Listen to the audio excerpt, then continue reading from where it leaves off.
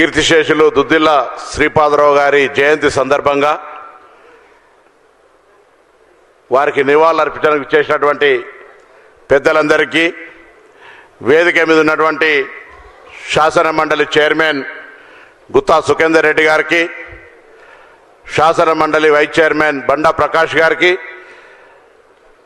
పెద్దలు శ్రీధర్ బాబు గారికి, అడ్లూరు లక్ష్మణ్ గారికి, మిగతా వేదిక మీద ఉన్నటువంటి పెద్దలు,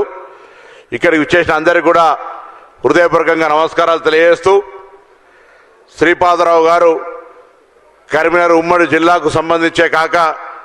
రాష్ట్ర వ్యాప్తంగా వారొక చిరస్మరణీయుడిగా, పేద ప్రజలకు సంబంధించినటువంటి గొంతుకగా, గెలిచే వరకే ఎన్నికల వరకే రాజకీయాలని, దాని తదుపరి ప్రజా సంక్షేమము ప్రజా సమస్యలే లక్ష్యంగా ముందుకు పోయేటువంటి విధానంతో నడవడమే కాకుండా వారి పుత్రుడిగా శ్రీధర్ బాబు గారు కానీ, మేము ఆనాడు ఎన్ఎస్యూ నాయకుడిగా అనేక సందర్భాల్లో వారు కలిసి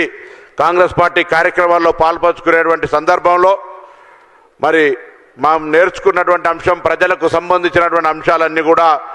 ఎప్పటికప్పుడు వాళ్ళకు అందుబాటులో ఉండాలనేటువంటి మాటని సందర్భంగా వారి స్ఫూర్తిని వారు ఇచ్చినటువంటి ఒక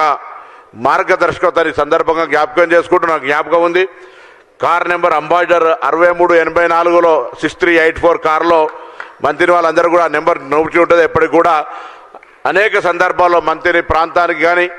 కరీంనగర్ జిల్లా కేంద్రాన్ని, మా ఊరైన కరీంనగర్ జిల్లా కేంద్రానికి కానీ అనేక సందర్భాల్లో వివిధ కార్యక్రమాల్లో పాల్పంచుకునే సందర్భంలో మరి జిల్లాకు సంబంధించిన అభివృద్ధి కానీ అనేక అంశాలు మాకు మార్గదర్శకత్వం చేయడం జరిగింది. వారి సందర్భంగా ఘనంగా నివాళులు అర్పిస్తూ వారు చూపెట్టిన మార్గంలో జిల్లాకు సంబంధించి ఇప్పుడు ప్రాతినిధ్యం వహిస్తున్న అందరం కూడా జిల్లా అభివృద్ధికి, రాష్ట్రంలో కాంగ్రెస్ పార్టీకి సంబంధించినటువంటి అధికారంలో ఉన్నా ప్రతిపక్షంలో ఉన్నా ఏ బాధ్యతలో ఉన్నా పార్టీ పటిష్టతకు క్రమశిక్షణతో పనిచేసేటువంటి ఒక విధానాన్ని నేర్చుకున్న సందర్భంలో వారికి ఈ సందర్భంగా మరొకసారి స్మరించుకుంటూ వారికి నివాళులు అర్పిస్తూ అందరికి నమస్కారం చెప్తూ సెలవు తీసుకుంటాం.